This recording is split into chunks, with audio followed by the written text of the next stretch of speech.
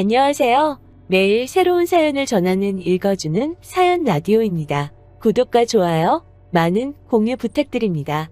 오늘의 사연 시작하겠습니다. 안녕하세요. 작년 가을 이혼녀가 되어버린 30대 후반의 여성입니다.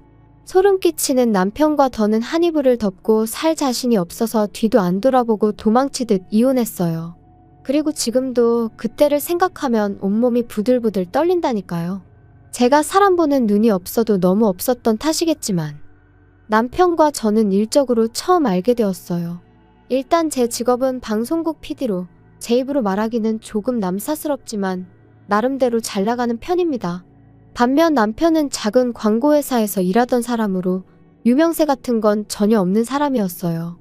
그리고 처음 현장에서 마주쳤을 때는 솔직히 말 한마디 섞을 이유가 없기도 했는데 그 이유가 한 공간에 있었다 뿐이지 아예 업무 자체가 달랐거든요.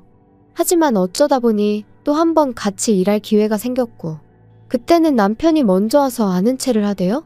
그런데 사실 그렇게 받는 인사도 저에겐 특별한 일은 아니었어요. 방송국에선 제가 나름대로 알려진 사람이었고 그래서 저는 상대를 몰라도 상대 쪽에선 저를 아는 경우가 자주 있었으니까요. 아무튼 나름대로 반갑다고 아는 체를 하는 남편이 스치듯 제 기억 속에서 떠올랐고 그래서 저도 그때 그분이시냐 하곤 가볍게 인사를 나눴습니다. 그리고 그땐 그 인사로 남편과 제가 그토록 가까워질 줄은 상상도 못했죠. 몇 번의 가벼운 대화가 오갔던 어느 날 남편은 자기도 언젠가 저처럼 방송국에서 일하고 싶다며 저더러 자기한테 조언 같은 걸 좀 해줄 수 없겠냐 하더라고요. 하지만 제 입장에선 남편 같은 사람이 처음이 아니었고 솔직히 매번 그런 사람들을 상대해주기도 보통 일은 아니었지요. 그래서 처음엔 최대한 돌려서 거절을 했습니다.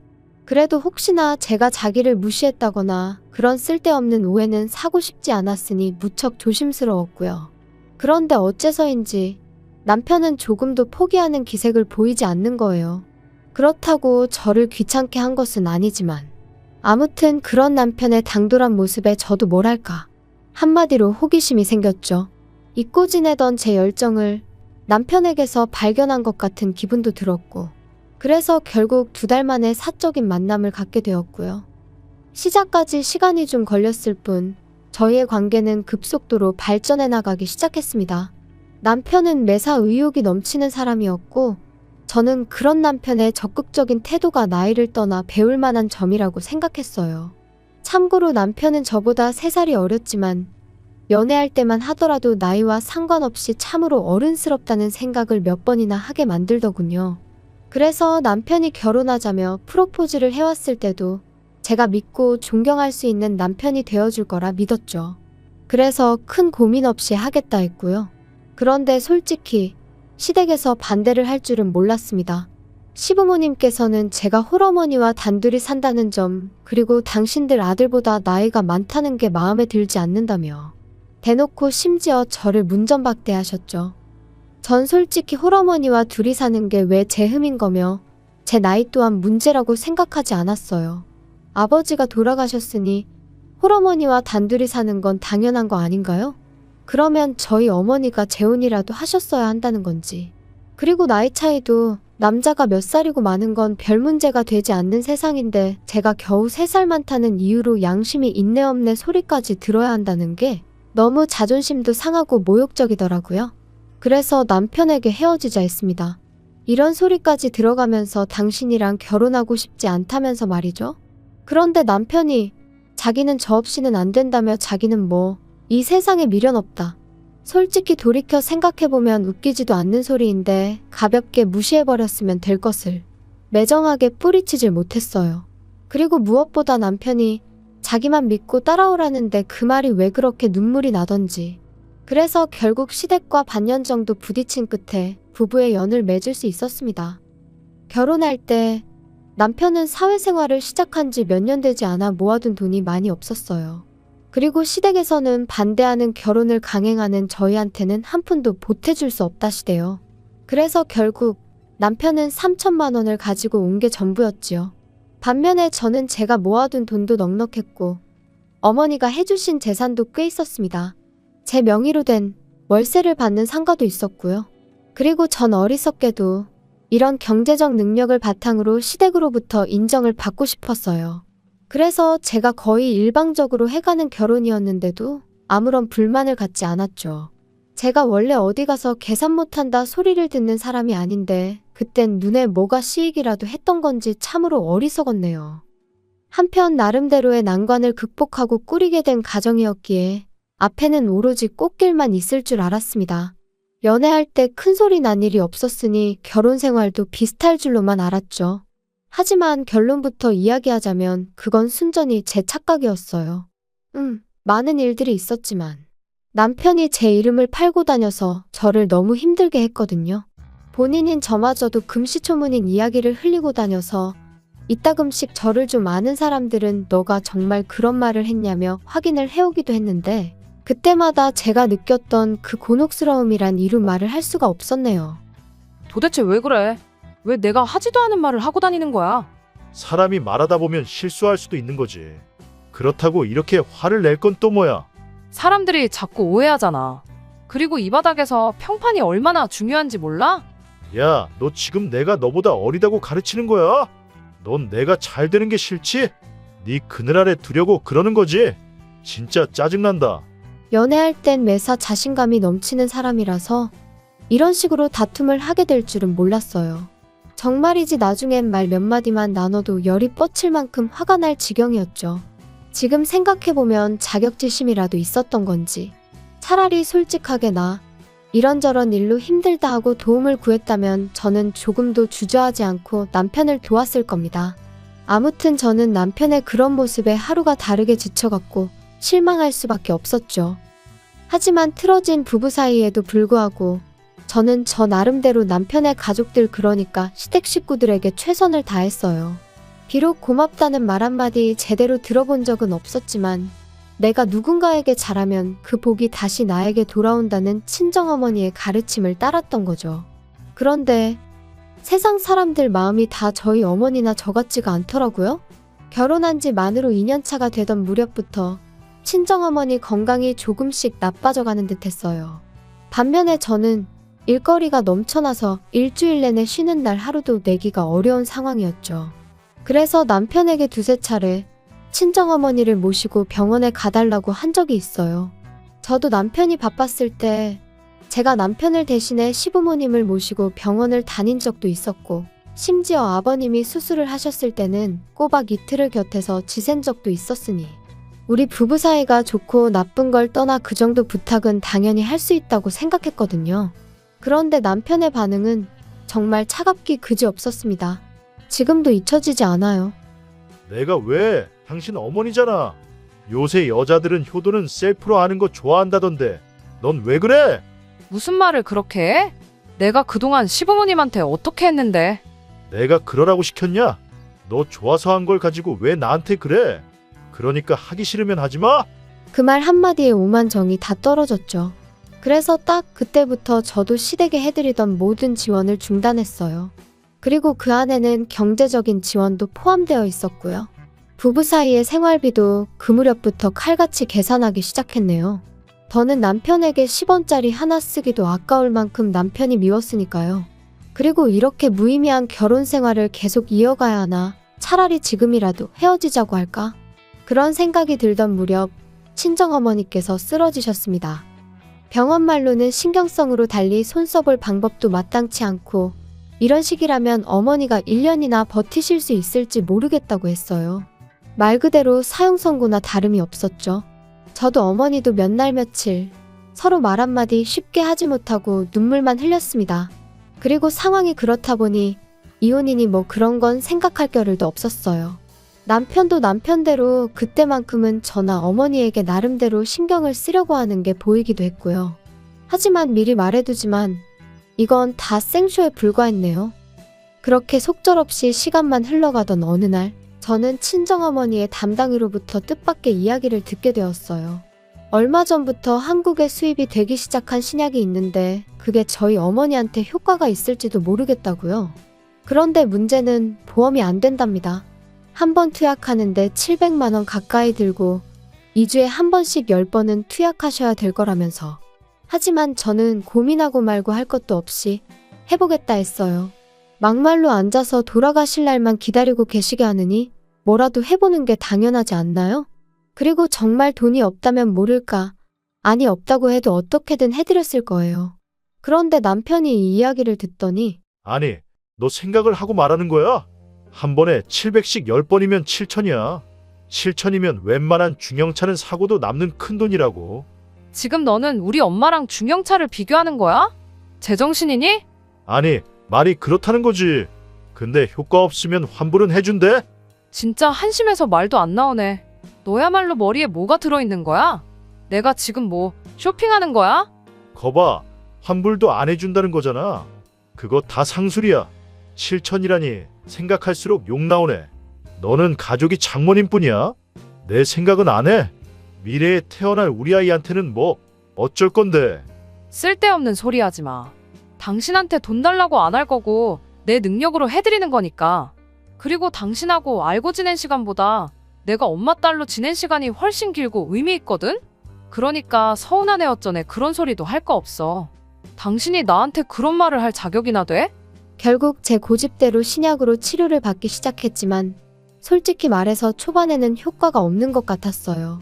그리고 그때 저는 말 그대로 무너져 내리는 기분이었습니다. 마지막이자 유일한 희망이라고 생각했으니까요. 그런데 정작 남편은 자기가 뭘 했냐며 의기양양해하는 꼴이라니. 한마디로 정말 재수가 없더라고요. 하지만 편찮으신 어머니께선 당신까지 떠나고 나면 제 옆에는 남편 하나 남는다 생각하셨는지 계속해서 저더러 남편에게 잘해주라 하시고 저희 남편한테도 번번이 당신이 미안하다 하셨는데 다시 그때를 떠올리니 가슴에 돌 하나 걸린 듯 속이 불편하고 답답해지네요. 아무튼 정말 하루하루가 암담했지요. 하지만 죽으라는 법은 없다고 딱 절반쯤 지났을 무렵부터 놀라울 정도로 어머니의 증세가 호전되어 갔어요. 그리고 마지막 투약으로부터 2달이 지난 뒤 저희는 담당이로부터 6개월 뒤에 다시 오라는 말을 듣게 되었습니다. 치료가 성공적으로 끝났지만 추이를 지켜보자는 이야기였죠. 어머니도 저도 벅차오르는 감정을 주체하지 못하고 병원을 나서며 얼마나 울었는지 몰라요. 그리고 이튿날 저는 어머니랑 제주도로 여행을 떠났습니다.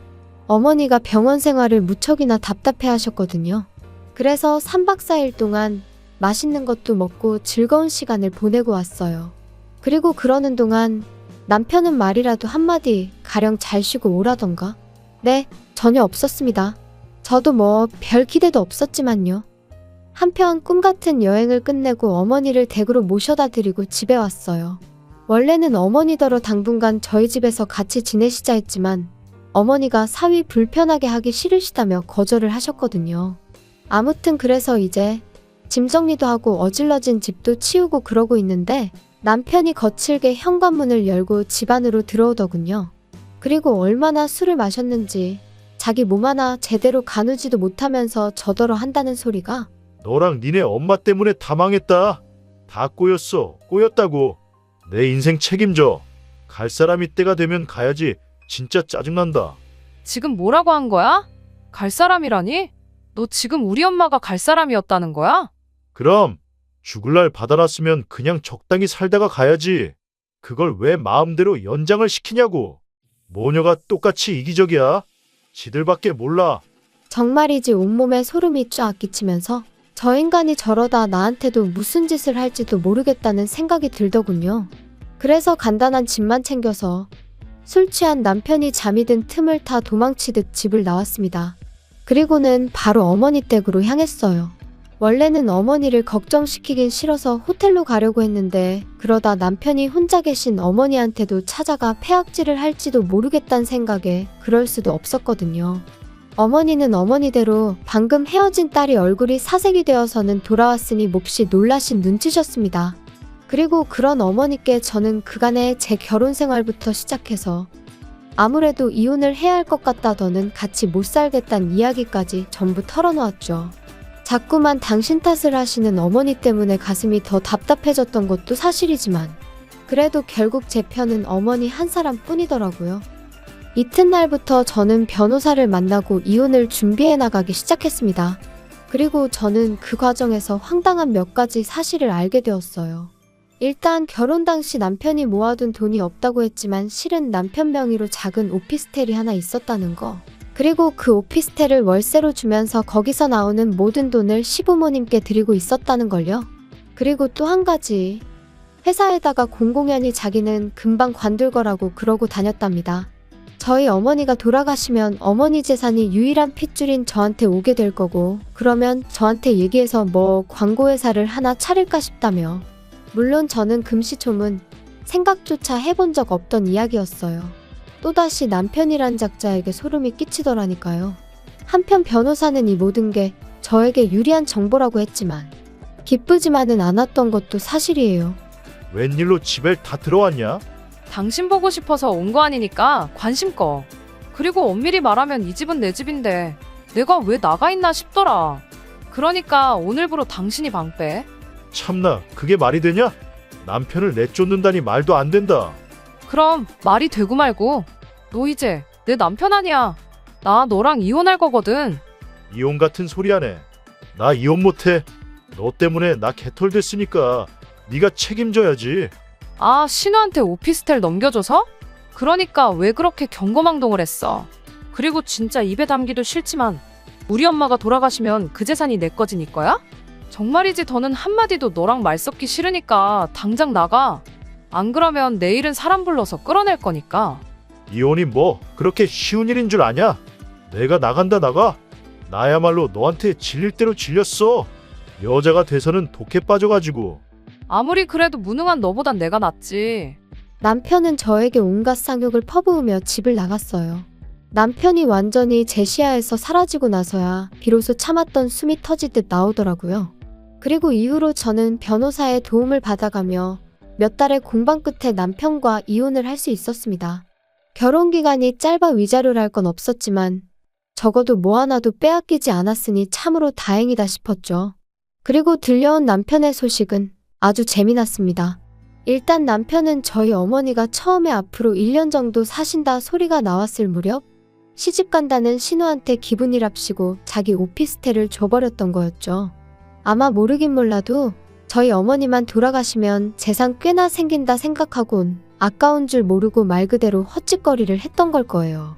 그런데 이제 저랑 이혼을 하게 되면서 신우한테 그걸 돌려달라고 했나 본데 그 핏줄이 어디 가나요? 신우가 뭔 소리냐며 내가 그걸 왜 돌려주냐고. 그래서 아주 집안이 난리가 났던 모양입니다. 그리고 제가 이 일을 이토록 상세히 알게 된 건 시부모님이 저 때문에 남매가 아주 등을 찌고 살게 되었다며 책임을 지라고 저한테 따지러 오셨거든요. 그래서 제가 두 분 능력으로 하나 더 사주시라고. 아, 돈이 없어서 그렇게 못해주시냐고 쏘아붙였네요. 그 와중에 싸가지니 뭐니 그런 것까진 생각도 안 했고요.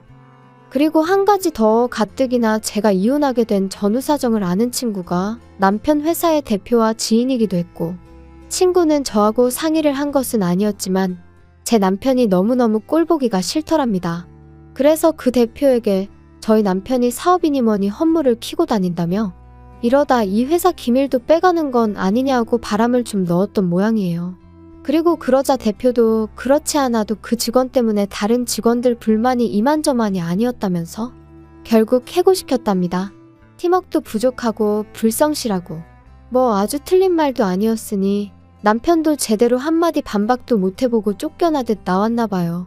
저더러 네가 꾸민 짓이냐 그러고는 연락이 왔었는데 그때만 해도 저는 아무것도 몰랐던 때라서 이 인간이 뭔 소리를 하는 건가 싶었는데 비하인드 스토리를 알고 나니 정말 웃겨서 한참을 웃었다니까요. 아무리 돈 앞에 장사 없다지만 그래도 한때는 정말 저 하나만 있으면 된다고 눈물 콧물까지 짜대던 인간이었는데 이런 걸 보면 사랑이란 게 참으로 간사한가 싶기도 하고 그저 제가 옥석을 가려내지 못해서 이런 일을 겪은 건지 정말 사랑이란 건 믿기 어려운 것인지 여러 가지로 생각을 하게 되네요. 부디 여러분은 저와 같은 실수는 하지 않으셨으면 좋겠습니다. 평생을 의지하고 소중히 아껴줄 상대를 만난다는 거 저 한 번만 더 기대하고 기다려봐도 될까요? 따뜻해지는 이 계절처럼 제 마음에도 훈풍이 불어오길 기다려봅니다. 들어주셔서 감사해요. 긴 이야기 들어주셔서 감사합니다. 오늘의 사연은 여기까지입니다. 구독과 좋아요, 알람 설정해 주시면 앞으로 더 좋은 사연으로 찾아오겠습니다. 감사합니다. 감사합니다. 감사합니다. 안녕하세요. 매일 새로운 사연을 전하는 읽어주는 사연 라디오입니다. 구독과 좋아요, 많은 공유 부탁드립니다. 오늘의 사연 시작하겠습니다. 안녕하세요. 30대 이혼녀예요. 그리고 제가 이렇게 오늘 타자판을 두드리게 된 이유는 제 정신 나간 시댁 이야기 좀 해보려고요. 사실 벌써 남편과 남남이 된 지는 7개월이나 흘렀고 그래서 어느 정도는 충격에서 벗어났다고 생각했는데 그래도 명절이 돌아오니까 작년 이맘때쯤이 생각나면서 제가 겪었던 그 지옥 같은 날들이 또다시 떠오르네요. 그래서 정말 마지막으로 마음 정리한다 생각하고 이렇게 제 이야기를 해보려고 합니다. 한껏 쏟아내고 나면 제 마음도 예전처럼 평화로워질까요? 남편하고는 지인의 소개로 만났습니다.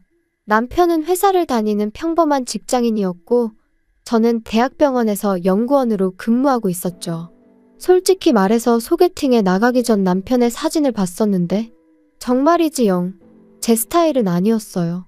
저는 좀 체격이 있고 곰같이 푸근한 사람을 원했거든요. 그런데 남편은 슬림하고 날쌘돌이처럼 생겼다고 해야 할까요? 하지만 지인이 저더러 실물이 훨씬 낫다며 일단 한번 만나보라고 어찌나 성하던지. 그리고 나중에서야 들었지만 남편도 제 사진을 봤었답니다. 그런데 남편은 제가 너무 마음에 들었대요. 그래서 지인한테 커피도 사주고 밥도 사주며 어떻게든 자리만 만들어달라고 부탁을 했었다고요. 일단 자리만 만들어지면 자기가 어떻게든 제 마음을 사로잡겠다면서. 아무튼 그래서 만나게 된 거예요. 하지만 아니나 다를까 처음 몇 마디를 나눴을 땐 역시 내 스타일이 아니구나 싶었습니다. 왜냐하면 서로 공통점이라곤 하나도 없는 것 같았거든요. 좋아하는 음식이나 영화 그런 것도 전혀 달랐고. 그런데 그런 저희가 통한 건 다름 아닌 운동이었어요. 남편은 다른 운동은 별로 좋아하지 않는데 유일하게 종종 즐기는 게 등산이라대요. 그리고 저는 남편에 비하면 다양한 운동을 즐기는 편이었는데 등산만큼은 제대로 해본 적이 없었지요. 혼자서 산을 오른다는 게 왠지 걱정도 되고 길이라도 잃을까 무서워서 말이에요. 그런데 제가 이런 이야기를 하자 남편은 자기 말로는 자기가 별명이 날다람쥐일 정도로 산에서는 날아다닌다며 언제 한번 같이 가자고 한껏 너스레를 떠는데 실제로 등산 실력이 어떤지를 떠나서 제 앞에서 익살스럽고 너스레를 떠는 그 모습이 마음에 들었어요. 그래서 조만간 등산 한번 같이 가자는 남편의 말에 못 이긴 척 좋아요했던 게 부부의 연으로 이어질 줄은 몰랐네요.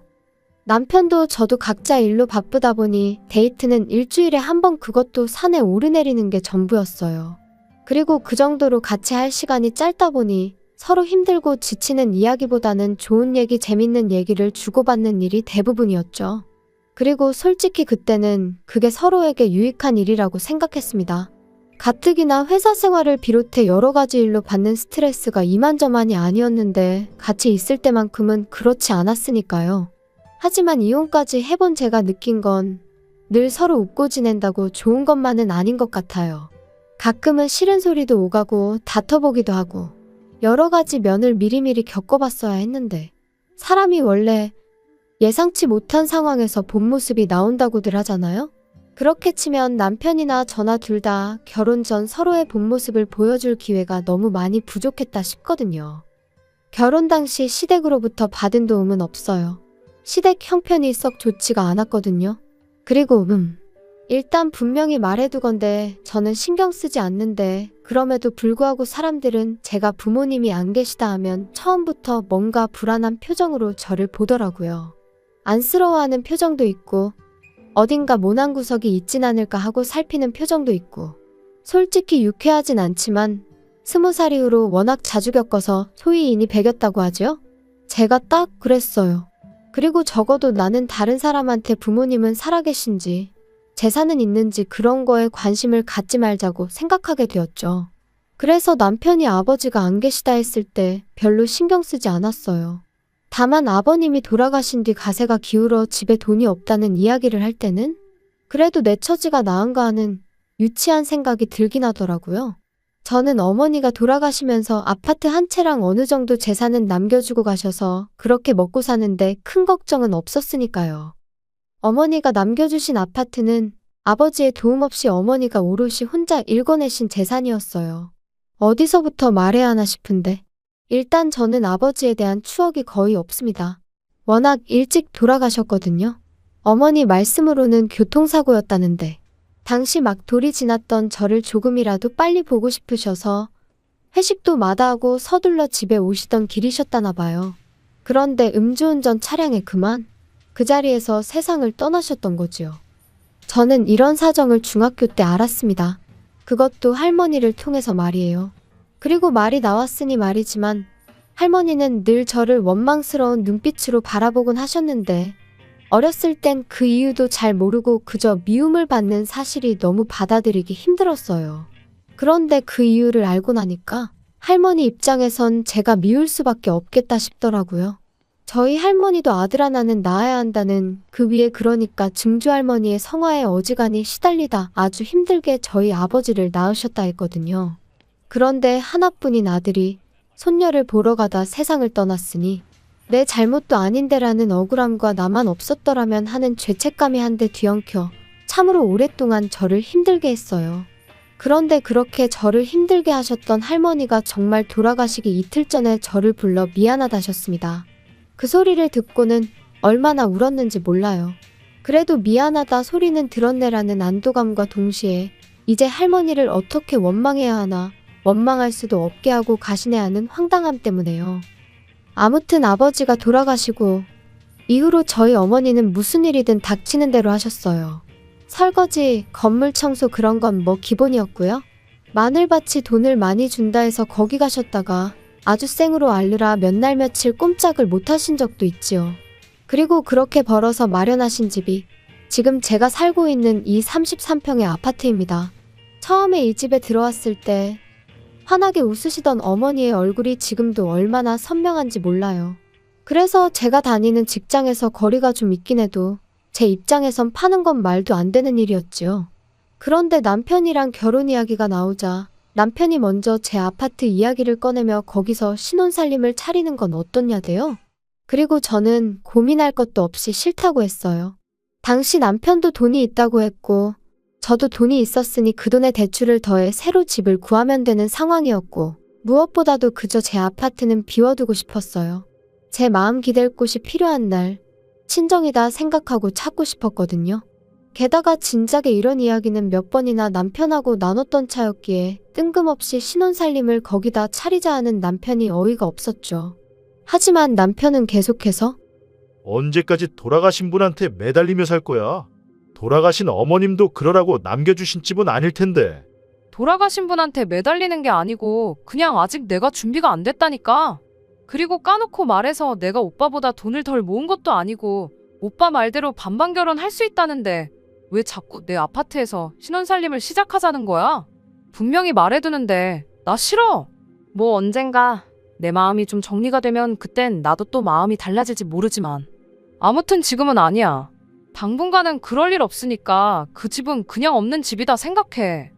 그리고 결국 저희는 그렇게 작은 빌라에서 전세살이를 시작했습니다. 어머님도 남편도 멀쩡한 아파트를 두고 전세살이가 웬 말이냐며 투덜거렸지만 저는 아무렇지도 않았어요. 후회도 없었죠. 한편 그렇게 결혼한 지 어느덧 2년차가 되던 때였습니다. 신우가 만나는 사람이 있다며 재혼을 하게 될지도 모르겠다는 소식을 전해왔어요. 그리고 저와 신우의 관계는 썩 좋은 편은 아니었지만 그때만큼은 진심으로 축하한다 전했습니다. 신우와 인간 대 인간으로선 맞는 구석이라곤 하나도 없었지만 그래도 어쨌든 혼자 시조카를 키우는 걸 보면 짠한 마음이 안 드는 건 아니었으니까요. 돌아가신 친정어머니 생각도 났었고 참고로 왜 사이가 안 좋았냐 하시면 자기가 혼자 아이를 키운다는 이유로 주변으로부터 바라는 게 참 많았어요.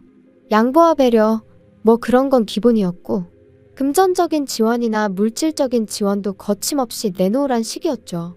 계절마다 아이 옷을 사달라, 신발을 사달라 뭐 그런 건 기본이었고 저랑 남편이 제주도를 다녀온 적이 있는데 그걸 알고는 자기 애, 그러니까 시조카도 좀 데려가 주지. 시족한의 반 아이들은 다 미국이고 유럽이고 다녀오는데 불쌍하지도 않냐면서 저희한테 서운하다 어쩐다 그러더라니까요.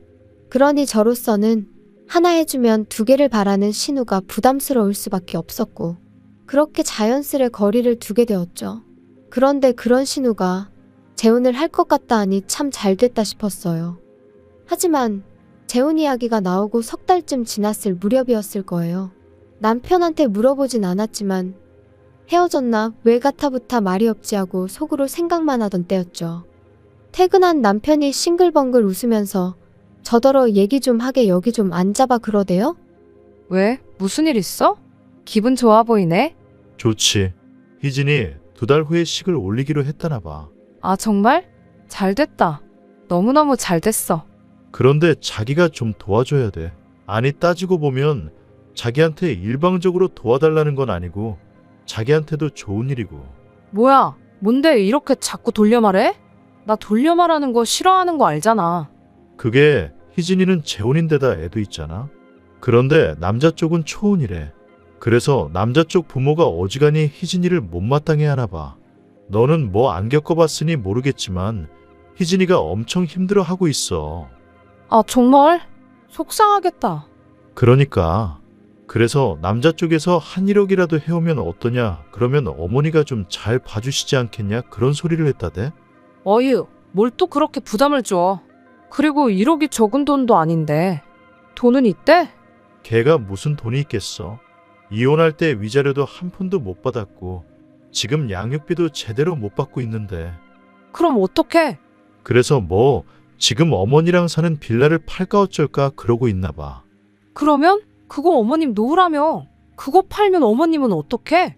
그럼 설마 우리가 모셔야 되는 거야? 그래서 말인데 자기도 우리 어머니랑 사는 거 불편하잖아. 그치? 뭐 솔직히 편하진 않겠지. 그러니까 나 정말 자기 고생시키기 싫거든. 말이라도 그렇게 해주니 고마워. 그렇지만 그 빌라 팔고 나면 어머님은 정말 어떡해? 그래서 희진이가 하는 말이 자기가 어머니를 모시겠다면서. 대신 자기 비워놓은 그 아파트 있잖아. 거기에 좀 들어가서 살게 해달라네. 아니 희진이랑 결혼할 남자도 가진 건 없나 봐. 그래서 까딱하면 그 남자 본가에 들어가 살아야 되는데 그러면 이제 영진이가 9살이잖아. 얼마나 말썽을 피워대겠어? 그럼 이제 천덕꾸러기 취급받는 건 시간 문제 아니겠어?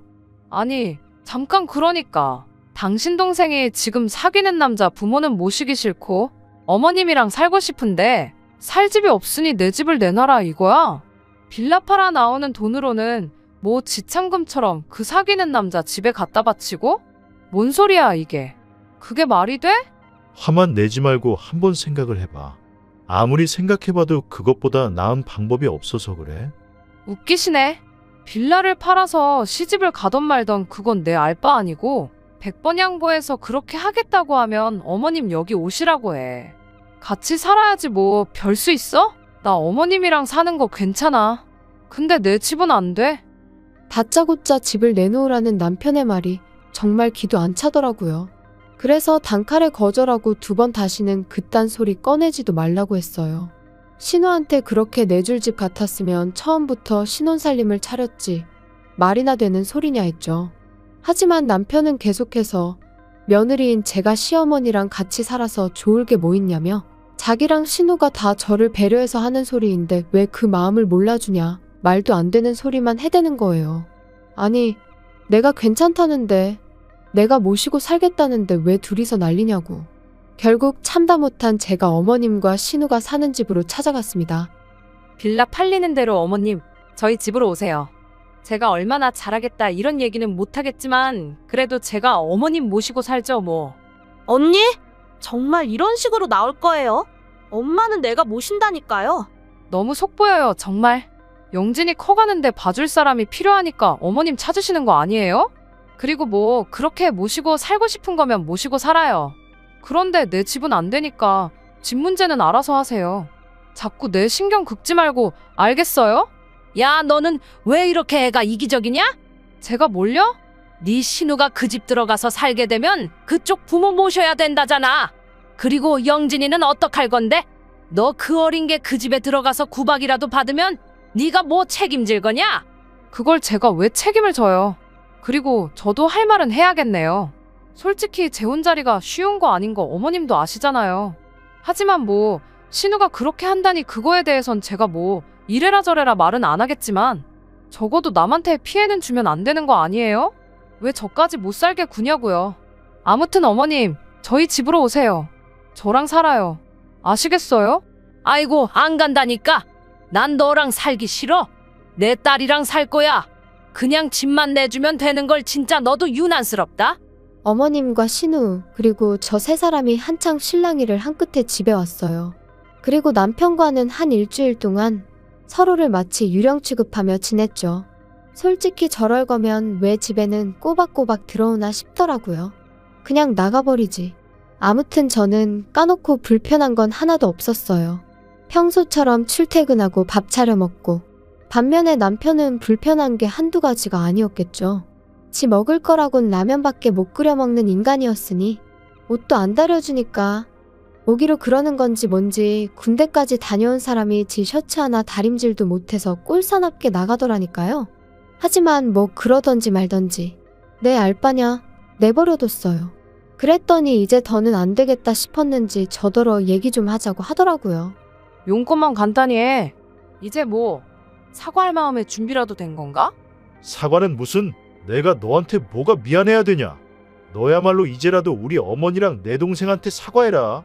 그 두 사람이 너 때문에 얼마나 속상해하고 서운해했는지 알아? 야, 너 솔직히 내 동생이 재혼하는 거 싫지? 싫어서 지금 회방 놓는 거지? 아니 이건 또 무슨 소리야. 내가 왜 신우 재혼을 방해하니? 재혼을 하든 사혼을 하든 사혼을 하든 난 상관없어. 단지 내 집을 왜 탐내냐 이거야. 그리고 어머님을 내가 모시겠다는데 도대체 뭐가 문제야? 밖에 나가서 아무나 잡고 물어봐. 오갈 곳 없어지게 생긴 어머님을 모신다는 며느리랑 안 온다고 버티면서 며느리 집이나 내놓으라는 어머님이랑 누가 더 이상한 건지. 우리 엄마는 희진이랑 살고 싶다시잖아. 영진이도 키워주셔야 된다고. 아니, 효도도 부모님이 원하시는 대로 해드리는 게 효도지. 너 하고 싶은 대로 하면 그게 효도냐? 아우 알았어. 그럼 안 모시면 될 거 아니야? 하지만 그런다고 내 집도 못 들여. 나 지금 분명히 말하는데 안 모셔. 넌 진짜 이기적이다. 너 이렇게 이기적으로 살 거면 결혼은 왜 했냐? 뭐? 내가 그럼 뭐 당신하고 어머님 그리고 신우 입맛대로 꼭두각시 마냥 살려고 결혼한 줄 알았어? 당신이야말로 결혼이 뭐라고 생각한 거야? 진짜 어이없네. 우리 둘 다 결혼 잘못한 거 맞지? 그래, 이쯤에서 갈라서자고. 그리고 결국 허무하게도 그렇게 저희의 짧은 결혼 생활은 막을 내리게 되었습니다. 남편은 남편대로 저한테 질릴 대로 질렸다고 난리였고 저는 그런 남편에게 이혼해 줄 테니 재산 딱 반반 갈라서 그걸로 네 여동생 시집을 보내든 어머님을 요양원으로 모시든 아니면 네가 다 데리고 살든 네 마음대로 하라고 했어요. 이번에 어떻게 잘 넘어간들 다음에라고 제 아파트 넘보지 않을 거라는 보장도 없고 솔직히 제가 벌어서 산 아파트면 그래 좋은 게 좋은 거다 하고 신혼살림부터 아예 거기서 차렸을지도 몰라요. 하지만 제가 분명히 거긴 제 친정이나 다름없는 곳이라고 유일하게 마음을 내려놓고 쉴 수 있는 곳이라고 몇 번이나 이야기를 했는데 결국 그런 제 사정은 남편에겐 안중에도 없었다는 거잖아요? 그런 인간하고 한 입을 덮고 더 살아서 뭐 하겠나 싶더라고요. 내 마음 하나 알아주지 않는 사람들이 가족 운운하는 것도 더는 못 봐주겠고 솔직히 오늘처럼 온 가족이 모이는 명절이 되니 가슴 한구석이 뻥 뚫린 것 같이 허전한 이 마음은 숨길 수가 없어요. 이런 날은 아무리 속속들이 제 사정을 아는 친구들이라고 해도 거기다 아쉬운 소리 하고 싶지도 않고요. 그래도 또 이렇게 한층 더 단단해지는 거라고 스스로 그렇게 되뇌어 봅니다. 저에게도 언젠가 봄날이 올까요? 조금씩 따뜻해지는 지금처럼 제 마음도 언젠간 따뜻해지길 바라봐도 되겠지요. 긴 이야기 들어주셔서 감사합니다. 오늘의 사연은 여기까지입니다. 구독과 좋아요, 알람 설정해주시면 앞으로 더 좋은 사연으로 찾아오겠습니다. 감사합니다. 감사합니다. 감사합니다.